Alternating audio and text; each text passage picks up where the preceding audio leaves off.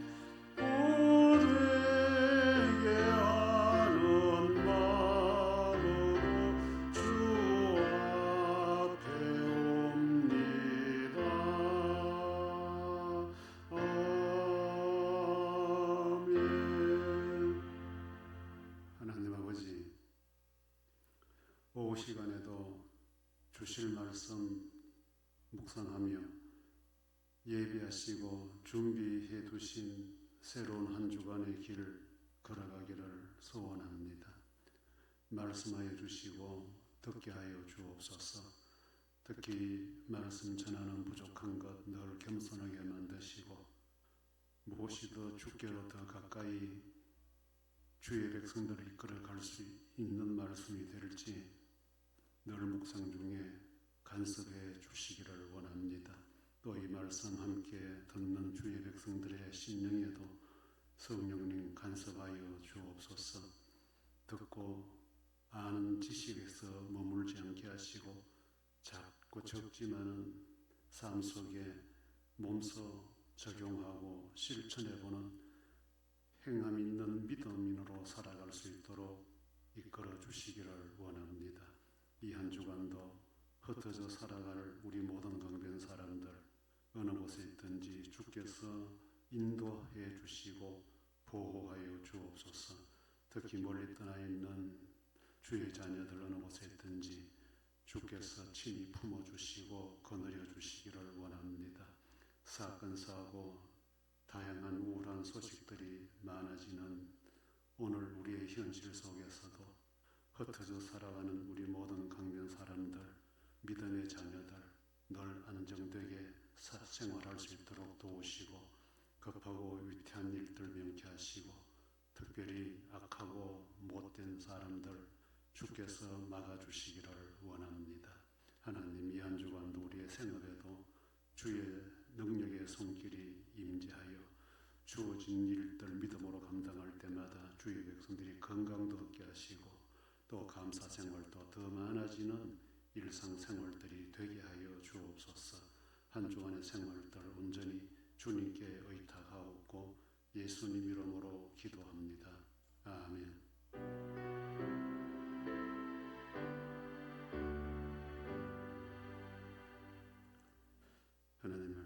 사사기 10장 10절부터입니다. 사사기 10장 10절부터 18절까지. 이스라엘 자손이 여호와께 부르짖어 이르되 우리가 우리 하나님을 버리고 바알들을 섬김으로 주께 범죄하였나이다 하니 여호와께서 이스라엘 자손에게 이르시되 내가 애굽 사람과 아모리 사람과 암몬 자손과 블레셋 사람에게서 너희를 구원하지 아니하였느냐. 또 시돈 사람과 아말렉 사람과 마온 사람이 너희를 압제할 때에 너희가 내게 부르짖음으로 내가 너희를 그들의 손에서 구원하였거늘 너희가 나를 버리고 다른 신들을 섬기니 그러므로 내가 다시는 너희를 구원하지 아니하리라. 가서 너희가 택한 신들에게 부르짖어 너희의 환난 때에 그들이 너희를 구원하게 하라 하신지라. 이스라엘 자손이 여호와께 여쭈되 우리가 범죄하여 사오니 주께서 보시기에 좋은 대로 우리에게 행하시려니와 오직 주께 구하옵나니 오늘 우리를 건져내옵소서 하고 자기 가운데서 이방 신들을 제하여 버리고 여호와를 섬김에 여호와께서 이스라엘의 공고로 말미암아 마음에 근심하시니라. 그때에 암몬 자손이 모여서 길르앗에 진을 쳤으므로 이스라엘 자손도 모여서 미스바에 진을 치고 길르앗 백성과 방백들이 서로 이르되 누가 먼저 나가서 암몬 자손과 싸움을 시작하랴. 그가 길르앗 모든 주민의 머리가 되리라 하니라. 하나님 마음이 흔들린다. 그 본문에 하나님이 근심하게 되었다. 16절에 보니까 이 근심을 한다고 하는 것은 마음이 흔들린다는 거예요. 우리가 이 사람 관계도 마찬가지잖아요. 어떤 문제가 있을 때 찾아와서 계속 반복되게 도와달라 또는 잘못했다 용서해달라 이렇게 애원하고 매달리게 되면 처음에는 단호하게 절대로 이런 표현을 사용하다가도 이것이 반복되면 이제 생각이 좀 달라지고 마음이 흔들리게 되는 거죠. 그러다 그때 가면 이제 너그럽게 또 이렇게 좋은 관계로 발전하는 그런 경향들이 있습니다. 특히 부모 자식 간에는 이런 경향들이 더 많다고 보아집니다. 우리가 드라마나 영화 같은 데 보면 어떤 가정에 일어나는 다양한 문제들 속에 특히 가족들 사이에 갈등이 깊어지면 보니 안 보니 인정하니 안 하니 이런 식으로 우리가 단절을 하려고 하는데 시간이 지나면서 조금 한쪽에서 어떻게 좀 타협을 하겠다고 몸부림치게 되면 별 수 없잖아요. 그리고 이제 우리 한국 드라마나 영화 중에 이제 공통점은 이렇게 이제 절대 안 되는 일을 마음이 흔들리게 만드는 것 중에 극 중에 보면 대체적으로 이제 병원에 들어가면 그렇게 됩니다. 갑자기 사고가 일어났다든지 중한 병에 걸려서 아버지가 엄마가 아들이 이렇게 되면 그 전에 있었던 모든 것 다 사라지고 이제 마음이 흔들려서 한 걸음 한 걸음 다가가게 되는 거죠.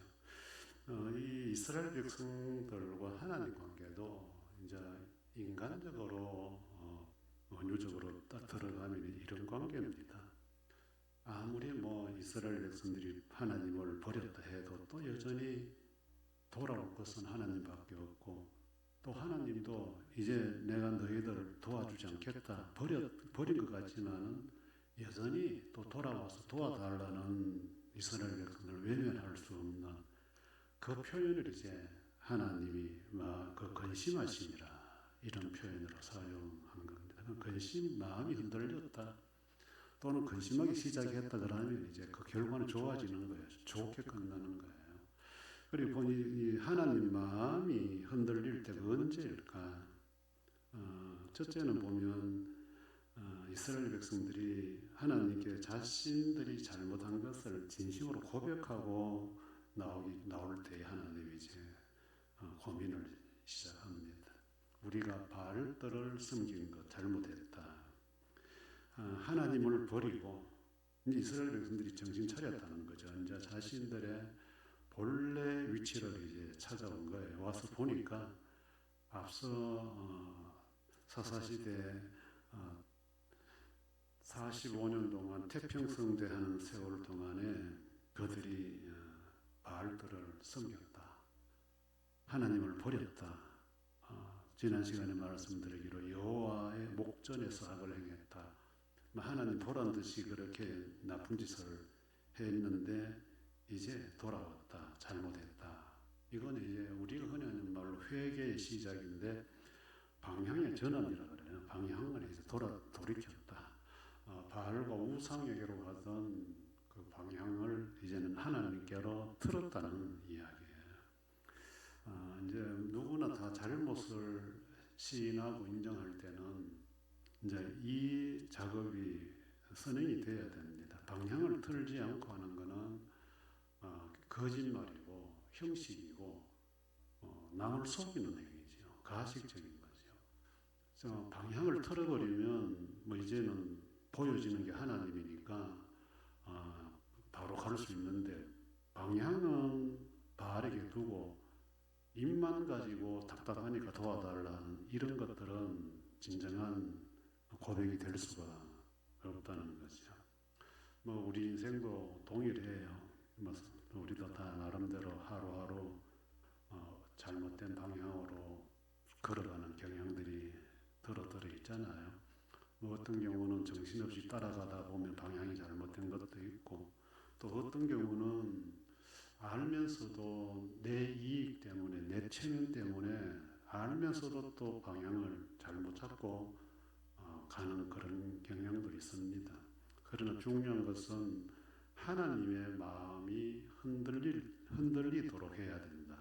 그래야 살 길이 열리니까. 그것은 바로 빨리 방향을 돌려라. 이제 이스라엘 백성들은 일단 방향을 그렇게 이제 돌려 세웠습니다. 그 다음에 이제 두 번째로 15절에 보니까 하나님만이 참 유일한 구원자라는 것을 이제 인정을 합니다. 고백을 하고 하나님밖에 없습니다 하는 거지. 이것은 이제 하나님도 꼭 사람들 질투하듯이 이렇게 말씀하시잖아요. 내가 너희를 도왔더니 너는 어디 가서 도와달라고 하다가 이제 또 와서 또 도와달라. 그들이 너희가 좋아하던 그 신들이 너희를 도와주지 않더냐? 거기 가서 도와달라 해라 와. 이제 이렇게 이제 또 빈정대듯이 이제 하나님께서 백성들에게 14절까지 이야기를 하는데 거기에 대해서 이스라엘 백성들은 살아보니 참된 구원자는 하나님 한 분밖에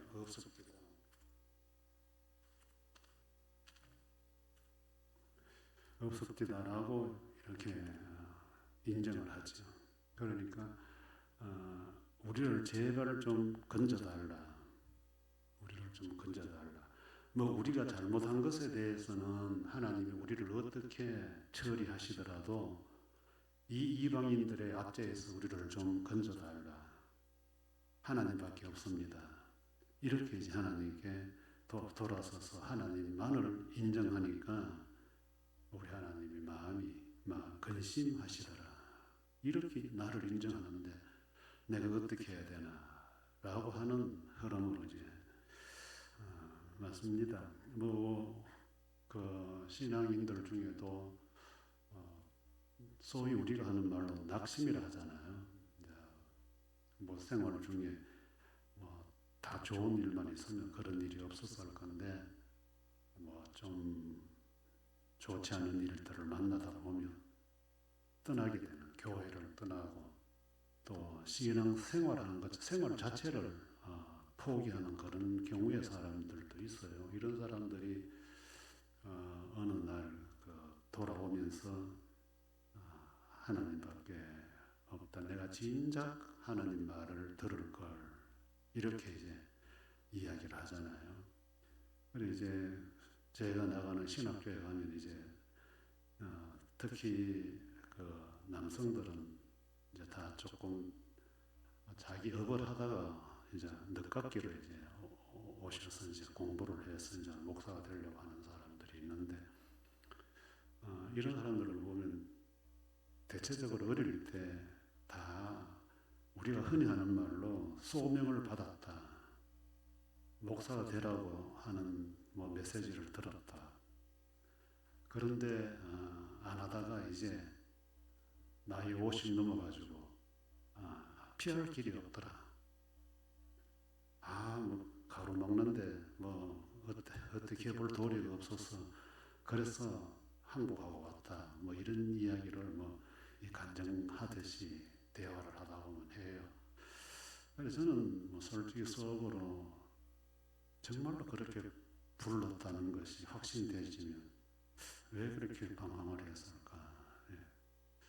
그런데 부름받았다는 것 자체가 부름받으면 뭐 어떻게 되는 건고, 어떤 것이 부름받았다는 건고, 이제 내 혼자 이제 궁금증이 이렇게 사로잡혀가. 우리는 소명이라고 해도 뭐 그냥 내적으로 내 스스로 감동이 되고 이렇게 오는 거지, 뭐 메시지를 듣고 뭐 어떤 현상을 보고 내가 소명받았다 소리나 우리는 안 하는데, 이제 이런 데 오시는 분들은 좀 적극적이에요. 뭐 기도하는 중에 뭐 음성으로 니는 목사가 되라, 뭐 주의 종이 되라, 뭐 이런 걸 젊었을 때 들었는데 뭐 이렇게 해요. 그런데 이제 뭐 실컷 살다가 이렇게 보니까 잘못됐구나 하고 이제 하나님께로 돌아왔다. 이제 저는 이제 웃으면서 참 삶과 위로를 빈다고.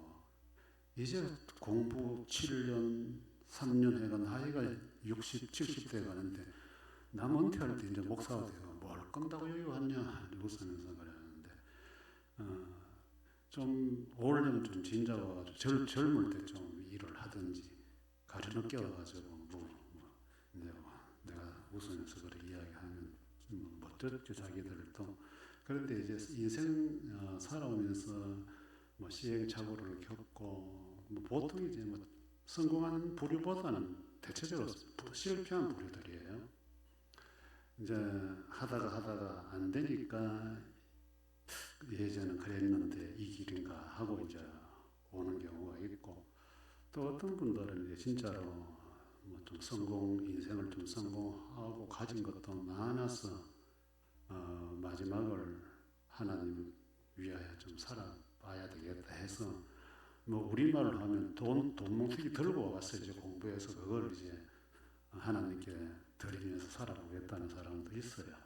그런데 이제 대체적으로는 한번 실패 경험을 하신 분들이 이제 늦게 하나님이 나를 이렇게 했다라고 피할 수 없다 하고 와서 이제 부러뜨리는 경향들이 있는데, 아마도 이런 사람들에게 하나님은 외면하지 않고 이스라엘 백성들을 향한 것처럼 근심하시면서 마음을 돌이켜 받아주지 않겠느냐, 받아주지 않을까. 그래 우리들도 하루 생활도 이제 뭐 장기적으로 보면 뭐 젊을 때 나이 들어서 뭐 이 시간적인 개념이 길지만 짧게 보면 매 순간이 그렇잖아요. 매 순간이 우리는 하나님을 인정하고 사느냐 아니냐, 내 방식, 내 생각, 내 주관대로 살다가 하다가 안 돼서 인정하느냐. 이것은 이제 우리 개개인들이 신앙생활의 성향이 다 있어요. 성향이. 그래서 중요한 건 이제 지혜로운 사람은 이런 것들을 빨리 깨닫고 빨리 인정한다. 그래서 우리는 매일 하루 점검을 하고 잠자리에서는 인정을 하고 자자. 인정을 하고 돌아서서 하나님밖에 없었습니다라고 인정을 하고 하루를 마감한다면 하루 생활이 좀 명쾌하게 끝이 나지 않을까. 그런데 아닌 것을 알면서도 그걸 자꾸 엎쳐요. 하루 이틀 3일 한 달 이래다가 나중에 뭐가 좀 심각한 일이 벌어지면 그때 가서 이제 뭐 돌아와서 뭘 하겠다 이런 것보다는 하나님의 마음을 근심되게 만드는 거, 자주 하나님께 돌아오는 거, 인정하는 거예요. 그 다음 마지막 한 가지는 하나님이 싫어하는 것을 이제 정리해버려야 된다는 거죠. 16절에 보니까 이제 이방 신들을 다 제하여버리고 여호와를 섬기며 이제 하나님께 돌아와서 아주 움켜잡고 있었던 것이 있는데 이제는 다 제하여버렸다. 이 움켜잡고 산다는 것은 이 참 사람의 소유욕이라는 거잖아요. 이 사람들은 뭐 이제 종교적으로 우상을 갖고 있었다는 표현이지만은 오늘 저와 여러분들에게는 참 이것만은 안 된다. 이 강한 집착 또는 소유욕을 우리가 있어요. 다 빼앗겨도 이건 안 된다. 뭐 이런 거.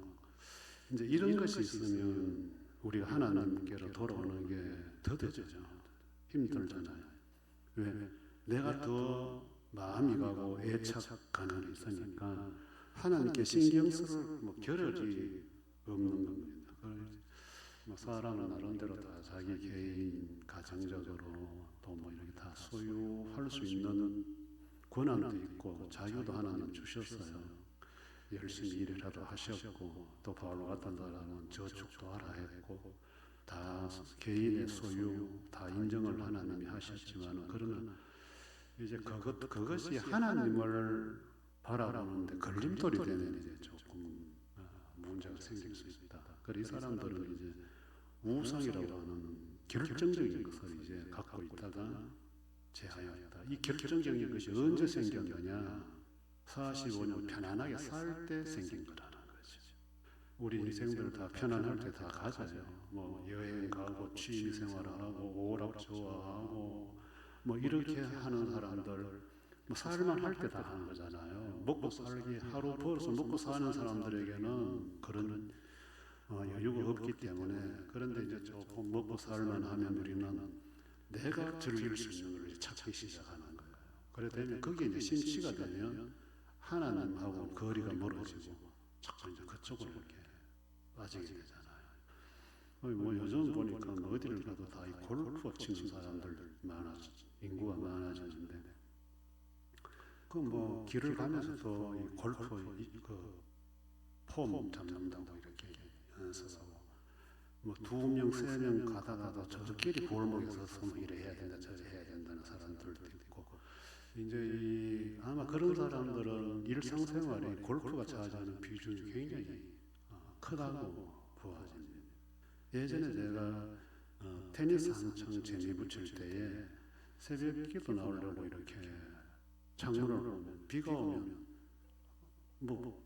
내가 그렇게 하고 싶은 건 아닌데 그냥 아이씨 비 오네 아이씨 좀 속어간다 아이씨 비 오네 이 새벽 기도 나가는 목사가 비 온다고 아이씨 비 오네 이게 왜 이 테니스를 못하니까 이제 이게 그래 새벽 기도 마치면 제일 먼저 보는 게 또 비가 그쳤나 안 그쳤나 이게 이제 사람이 거기 꽂히는 거예요.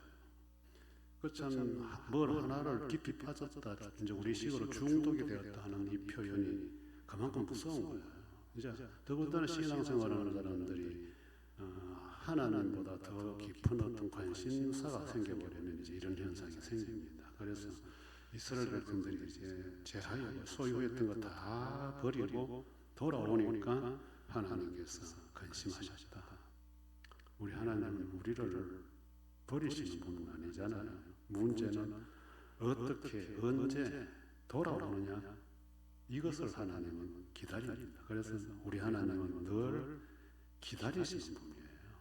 하루를 기다려주시고 한 달을 1년을 기다려주시는 분인데 오래 기다리게 하기보다는 가장 적절한 신앙인의 생활은 매일매일 돌아보고 돌아서고 버리고 고백하고 인정하고 이런 삶을 살게 되면 하나님 마음을 우리가 편안하게 평안케 해드리는 거잖아요. 그럼 나를 통해서 하나님 마음이 평안하면 그 평안이 바로 또 내게로 찾아오는 거죠. 이 평안의 관계 이런 관계가 유지되는 게 좋다. 그래서 혹 행여 생활 속에 좀 모순이 있고 오류가 있고 잘못된 일이 있을 때에 하나님의 마음을 흔들리게 할 수 있는 유일한 방법은 돌아와서 따라가던 것 버리고 하나님을 인정하며 우리 하나님 우리를 용납하시고 우리의 길을 이 다음부터 보면 또 승리케 하시고 평안케 해주시더라. 이 하나님 이 한 주간도 여러분들 매일 매 순간마다 모시고 살아가기를 원합니다. 주 예수 그리스도의 은혜와 하나님의 사랑과 성령의 교통하심이 너희 무리와 함께 있을지어다. 아멘.